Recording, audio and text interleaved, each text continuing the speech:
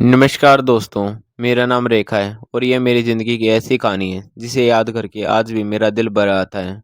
मेरे पिता को इस दुनिया से गए कई साल हो चुके थे और मेरी दुनिया सिर्फ मेरी माँ तक सीमित थी। हम दोनों एक छोटे से घर में रहते थे और ज़िंदगी बड़ी मुश्किलों से गुजर रही थी। पिता के जाने के बाद घर की सारी जिम्मेदारी माँ के कंधों पर आ गई थी।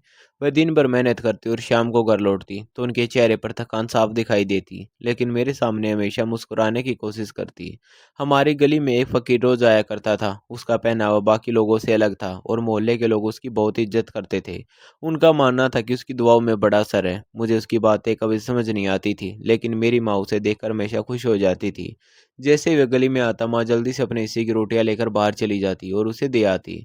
बदले में वह दुआ देता और कहता कि अल्लाह तुम्हारी झोली खुशियों से भर दे। कभी-कभी वह बेटे की दुआ भी देता और यही बात मुझे सबसे ज़्यादा अजीब लगती थी। मैं माँ से कहती, "ये कैसी दुआ है?" लेकिन माँ सिर्फ़ मुस्कुरा देती। उस समय मैं छोटी थी, इसलिए ज़्यादा कुछ नहीं समझती थी। धीरे-धीरे मैं बड़ी होने लगी और मुझे महसूस होने लगा कि हमारे घर में कुछ बातें ऐसी हैं जिनका जवाब माँ कभी नहीं देती। स्कूल में मेरी सहेलियों के घर रिश्तेदार आया जाया करते थे। किसी के मामा आते थे, किसी के चाचा, किसी की खाला और किसी की दादी।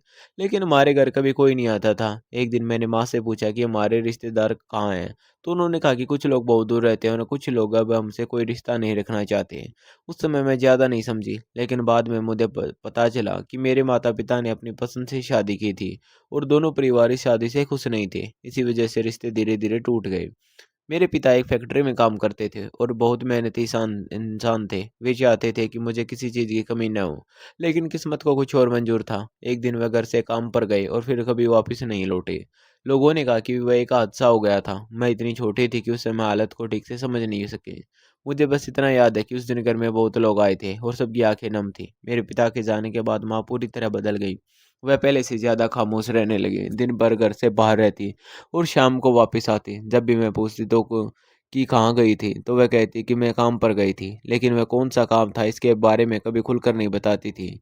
समय गुज़रता गया और मैं हमेशा पढ़ाई में अच्छी होती गई। माँ हमेशा कहती कि पढ़ाई ही वह रास्ता है जो हमारी ज़िंदगी बदल सकता है। मैंने उनकी बात को दिल से लगाया और मेहनत करती रही। जब मैं 13 साल की हुई तो मुझे महसूस होने लगा कि माँ मुझसे कुछ बातें छिपा रही हैं। कई बार ऐसा होता कि मैं अचानक किसी कमरे में पहुँच जाती और माँ घबरा जाती। कभी किसी सवाल का जवाब बदल देती और कभी बात को दूसरी तरफ मोड़ देती। मुझे लगता है कि वह मुझे भी बच्ची समझती हैं। एक दिन स्कूल से लौटते समय मैंने माँ को एक बड़ी कोठी में जाते देखा। मैंने उन्हें आवाज़ दी, लेकिन उन्होंने नहीं सुना।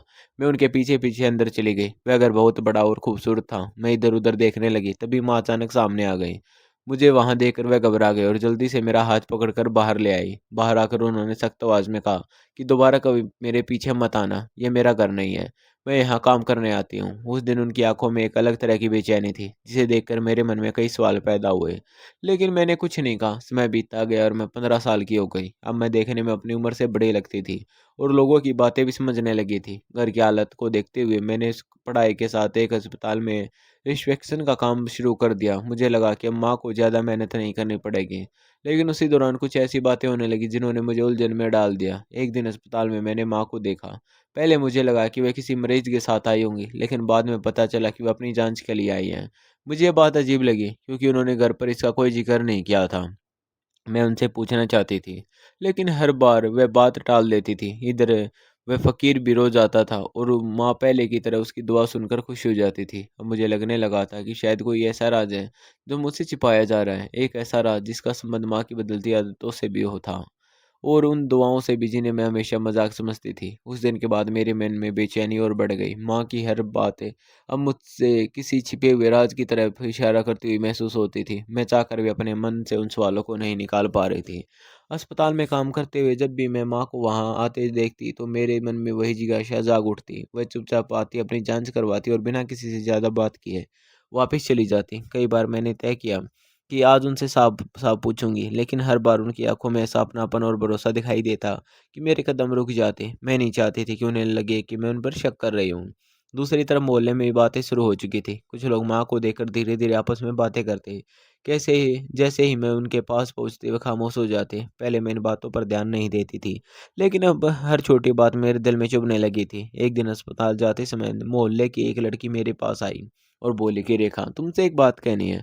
लेकिन बुरा मत मानना। मैंने मुस्कुराकर कहा कि कहो क्या बात है? वह कुछ पल चुप रही, बोली कि लोग तुम्हारी माँ के बारे में तरह-तरह की बातें करते हैं। मैंने हैरानी से पूछा, कैसी बात है? उसने धीरे से कहा कि कुछ लोग कह रहे हैं कि तुम्हारी माँ की ज़िंदगी में कोई राज है जिसके बारे में किसी को पता नहीं। ये सुनकर मेरे कदम जैसे रुक गए। मैंने खुद को संभालते हुए कहा कि लोगों का काम बातें बनाना है। मेरी माँ जैसी है वैसी ही है।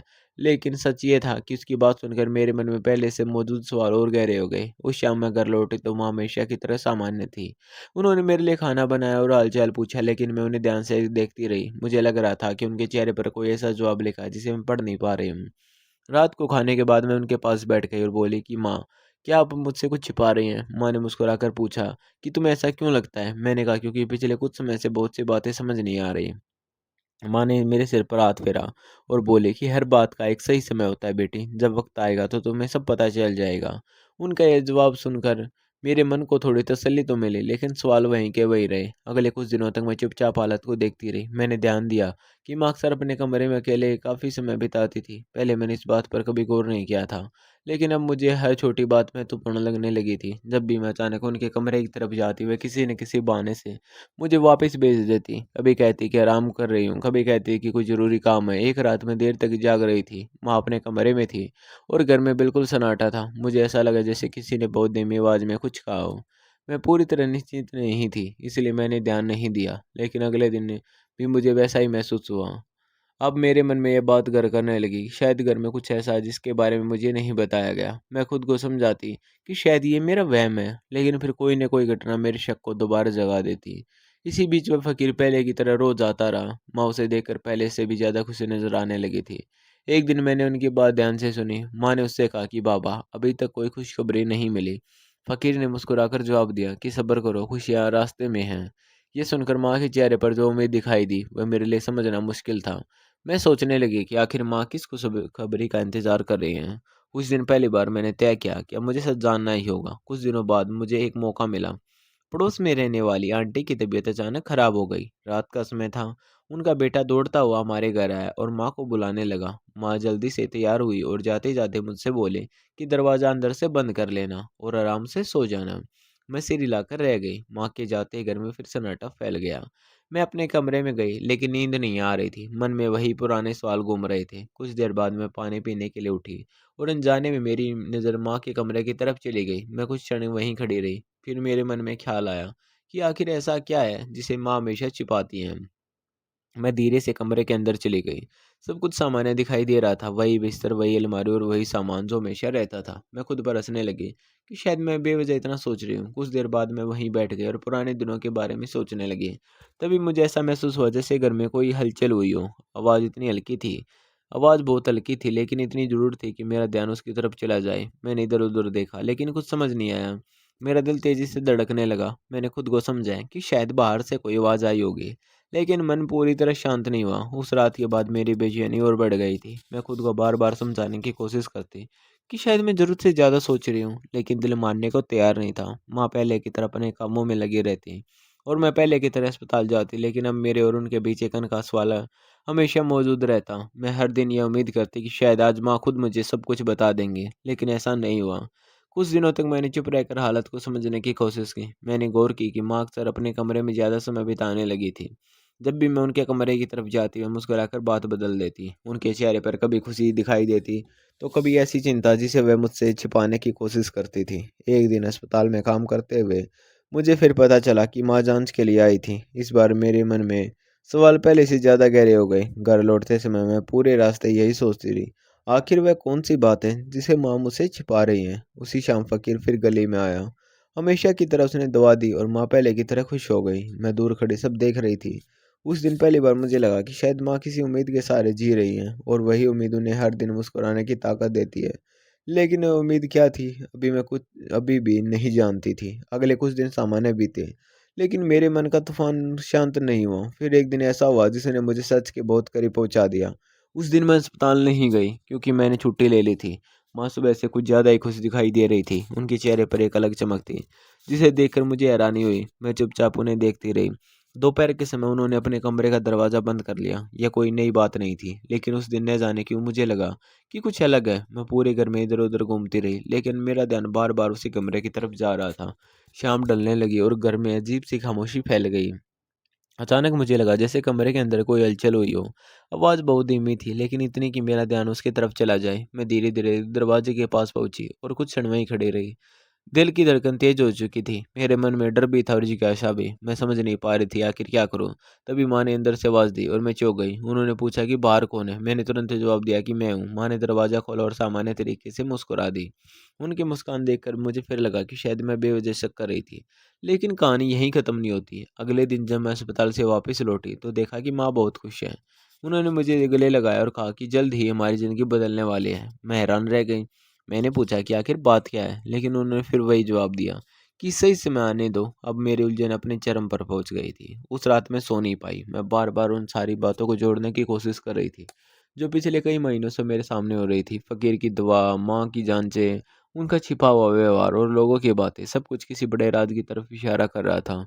कुछ दिन बाद एक ऐसी घटना हुई जिसने मेरी ज़िंदगी बदल दी। माँ घर से बाहर गई हुई थी और मैं घर में अकेली थी। मैं अपने कमरे में बैठी थी, तभी मुझे फिर वही हल्की-सी आहट सुनाई दी, जो पहले भी कई बार सुनाई चुकी थी। इस बार मैंने तय किया कि मैं सच्चाई जाने बिना नहीं रहूँगी। मैं धीरे-धीरे उस दिशा में बढ़ी जहाँ से आवाज़ आई थी। मेरा दिल बहुत तेज़ी से धड़क रहा था। ऐसा लग रहा था जैसे कोई बड़ा सच मेरे सामने आने वाला है। तभी अचानक मुझे घर के एक हिस्से में कुछ ऐसा दिखाई दिया जिसने मुझे पूरी तरह हैरान कर दिया।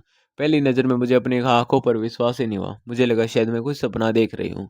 मैं कुछ पल के लिए बिल्कुल सितर खड़ी रह गई। मेरे मन में एक साथ हज़ारों सवाल उठने लगे। आखिर ये कैसे संभव हो सकता था? ये बात तो मेरी समझ से बिल्कुल बाहर थी। उसी समय माँ भी वहाँ पहुँच गई। उन्होंने मुझे देखा तो उनके चेहरे का रंग बदल गया। शायद उन्हें समझ आ गया था कि अब वह रात ज़्यादा देर तक छिप नहीं सकता। कुछ क्षणों तक कमरे में गहरी खामोशी छाई रही। फिर माँ धीरे-धीरे मेरी तरफ बढ़ी और उनकी आँखों में डर भी था और अपनापन भी। उन्होंने मेरा हाथ पकड़ा और बहुत शांत आवाज़ में कहा कि अब समय आ गया है कि तुम्हें सब कुछ बता दिया जाए। मैं कुछ बोल नहीं पाई, मैं बिल्कुल खामोश खड़ी थी। मेरे दिल की धड़कन इतनी तेज़ थी कि मुझे अपने ही साँसों की आवाज़ सुनाई दे रही थी। माँ ने मेरा हाथ मज़बूती से पकड़ रखा था, उनकी आँखों में आँसू थे और चेहरे पर वर्षों से छिपे एक भारी बोझ की थकान साफ दिखाई दे रही थी। कुछ पल तक वह कुछ नहीं बोली, फिर धीरे से कहने लगी, बेटी आज तक हमने जो कुछ किया, वह सिर्फ़ तुम्हारी और अपने परिवार की सुरक्षा के लिए किया। मैं अब भी कुछ समझ नहीं पा रही थी। मेरे मन में सिर्फ़ एक ही सवाल था कि आखिर ऐसा कौन-सा सच है जिसे इतने सालों तक मुझसे छिपा कर रखा गया। माँ ने काँपती हुई आवाज़ में कहा, जिस इंसान को तुमने सालों पहले खो दिया समझा था, वह इस दुनिया से गया नहीं था। ये सुनते ही मेरे कदम जैसे ज़मीन में जम गए। मैं माँ का चेहरा देखने लगी। मुझे लगा शायद मुझे कुछ गलत सुन लिया है। तभी मेरे सामने वह व्यक्ति आया जिसे देखकर मेरी आँखें फैल गई थी। मैं कुछ क्षणों तक उसे देखती रह गई। चेहरे की झुर्रियाँ बढ़ चुकी थी, बालों में सफ़ेदी आ चुकी थी, लेकिन वह चेहरा मेरे बचपन की धुंधली यादों से मिलता था। मेरी आँखों से आँसू बहने लगे। मेरे मुँह से सिर्फ़ एक शब्द निकला, पापा। वह भी भावुक हो गए और मेरे सिर पर हाथ रख दिया। इतने वर्षों बाद पिता को अपने सामने देखकर मेरे लिए किसी सपने से कम नहीं था। मैं रोती रही और वह मुझे सँभालते रहे। जब मैं थोड़ी शांत हुई तो माँ ने पूरी कहानी बतानी शुरू की। उन्होंने कहा कई साल पहले जब उन्होंने और पापा ने अपनी पसंद से शादी की थी, तब परिवार के कुछ लोग इस रिश्ते से खुश नहीं थे। समय बीतता गया लेकिन नाराज़गी ख़त्म नहीं हुई। बाद में जब संपत्ति और वारिस की बातें शुरू हुई तो हालत और ख़राब हो गई। कुछ लोग नहीं चाहते थे कि हमारा परिवार दोबारा स्वीकार किया जाए। पापा ने बताया कि हालात ऐसे बन गए थे कि उन्हें अपनी जान का खतरा महसूस होने लगा था। बहुत सोच विचार के बाद उन्होंने दुनिया के सामने खुद को दूर दिखाने का फैसला किया ताकि परिवार सुरक्षित रह सके। यह फैसला आसान नहीं था, लेकिन उस समय उन्हें यही सही लगा। इसके बाद वे लोगों की नज़रों से दूर रहने लगे और सिर्फ माँ को सच्चाई पता थी।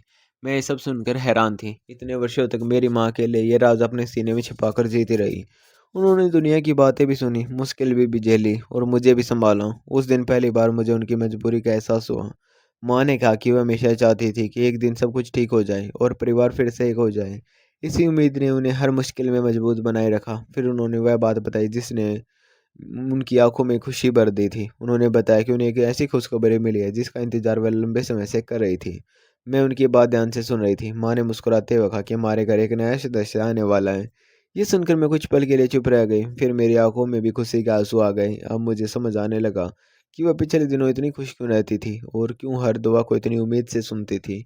घर का माहौल पूरी तरह बदल चुका था। जहाँ पहले सवाल और रहस्य थे, वहाँ अब अपनापन और खुशी थी। कुछ महीनों बाद हमारे घर वह दिन भी आया जिसका सभी को इंतजार था। एक प्यारा सा बच्चा हमारे परिवार में आया और उसकी किलकारी ने पूरे घर को खुशियों से भर दिया। माँ की आंखों में सुकून था, पापा के चेहरे पर गर्व था और मेरे दिल में ऐसी खुशी थी जिसे शब्दों में बयान करना मुश्किल था। इसके बाद हमने फैसला किया कि अब समय आ गया कि परिवार के सामने सच रखा जाए।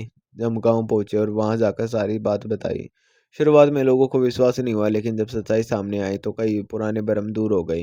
परिवार के बुजुर्ग भावुक हो गए और वर्षों की दूरी धीरे-धीरे खत्म होने लगी। इतने लंबे समय बाद परिवार फिर से एक साथ बैठा था।